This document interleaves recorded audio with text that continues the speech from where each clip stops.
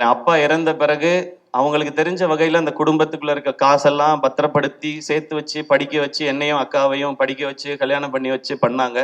அவங்க எனக்கு இந்த பவுனுத்தாய் தெரிஞ்சாங்க, அம்மா தெரிஞ்சாங்க இதுல. அதுக்கப்புறம் அக்கா 2 குழந்தை பெத்த பிறகு வந்து இங்க எம்எம்சியில் எம்டி படிச்சு கோல்டு மெடலிஸ்ட் ஆகி பேஷனை எப்போ வேணாலும் தொடரலாம்னு நினைச்சேன். எங்க அக்கா எனக்கு ஒரு பவுனுத்தாயா தெரிஞ்சாங்க இதுல. அவங்களுக்காக பண்ணணும்னு நினைச்சேன். மிக மிக முக்கியமானது அந்த கடைசி டயலாக் மேம் பேசுறது.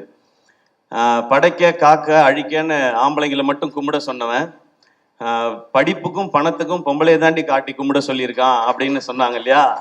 அந்த டைலாகை நான் முன்னாடியே உணர்ந்துட்டேன்னு நினைக்கிறேன். எனக்கு கல்யாணம் ஆன நாள்ல இருந்து என் வீட்டோட வரவு செலவு எல்லாத்தையும் பார்க்கறது ஆர்த்தி தான். எனக்கு தெரியாது என் அக்கௌண்ட்ல என்ன பணம் இருக்கு தெரியாது.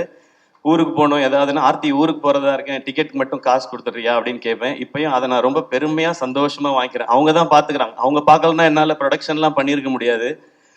ஸோ ஆர்த்தி அவங்க எனக்கு ஒரு பவுண்டு தாயாக தான் தெரிஞ்சாங்க. இந்த மாதிரி ஒவ்வொரு வீடுகள்லையும் அவங்களுக்கு சின்ன சம்பளமா இருந்தாலும் கொஞ்சம் காசா இருந்தாலும் அதை அங்கங்க சேமிச்சு வச்சோ இல்லை குழந்தைங்களை பார்த்துக்கிட்டோ இப்படி வீட்டில் இருக்கிற ஒவ்வொரு அம்மாக்களுக்கும் அக்காக்களுக்கும் தங்கச்சிகளுக்கும் சகோதரிகளுக்கும் இவங்க எல்லாருக்குமான ட்ரிபியூட்டும் சமர்ப்பணம் தான் இந்த தாய் கிழவி படமும் இந்த வெற்றியும்.